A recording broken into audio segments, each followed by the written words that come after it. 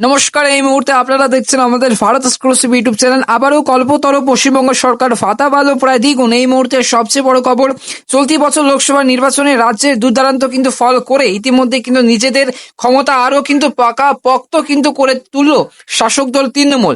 কার্যত মুখে আঙ্গুল দিয়ে চুপ করে বসিয়ে দিল কিন্তু গেরুয়া শিবিরকে। এদিকে লোকসভা নির্বাচন এর কিন্তু নির্বাচনের ঝামেলা মিটতেই তড়িঘড়ি প্রশাসনিক বৈঠক সেরে ফেলেন রাজ্যের মুখ্যমন্ত্রী মমতা বন্দ্যোপাধ্যায়। আর এই বৈঠকে কিন্তু নেওয়া একের পর এক সিদ্ধান্তে কার্যত মুখে হাসি ফুটলো আম জনতার।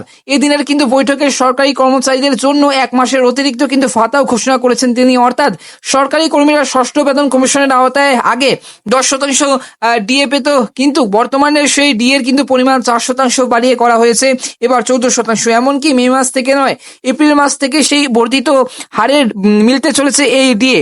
পাশাপাশি পশ্চিমবঙ্গের অ্যাংলো ইন্ডিয়ার স্কুল, প্রাথমিক ও মাধ্যমিক স্কুল এবং সংস্কৃত টোলের যে শিক্ষক এবং অশিক্ষক কর্মীদের কিন্তু ডিএ 10% হারে বৃদ্ধি করা হচ্ছে।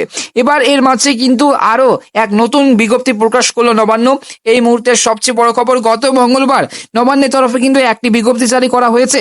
সেখানে বলা হয়েছে কলকাতা এবং রাজ্য পুলিশের যে হোমগার্ডদের অবসরকালীন ভাতা বৃদ্ধি করা হবে এবং দিয়ে কিন্তু বাড়ানো হবে, বেতন বাড়ানো হবে।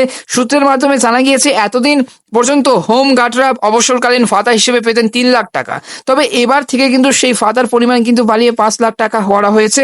রাজ্যে এই মুহূর্তে হোম গার্ডের যে সংখ্যা সব মিলিয়ে 18,000-এর বেশি, এবং জানা গিয়েছে ইতিমধ্যে এই সিদ্ধান্তের ভিত্তিতে কলকাতা পুলিশ কমিশনার এবং রাজ্য পুলিশের ডিজিকে অবগত করা হয়েছে। প্রসঙ্গত, রাজ্যে আইন শৃঙ্খলা রক্ষার ক্ষেত্রে হোমগার্ডরা এক বড় ভূমিকা কিন্তু পালন করে। বিভিন্ন থানা এলাকায় দেখা যায় হরেক রকমের কিন্তু কাজে দায়িত্ব থাকেন তারা।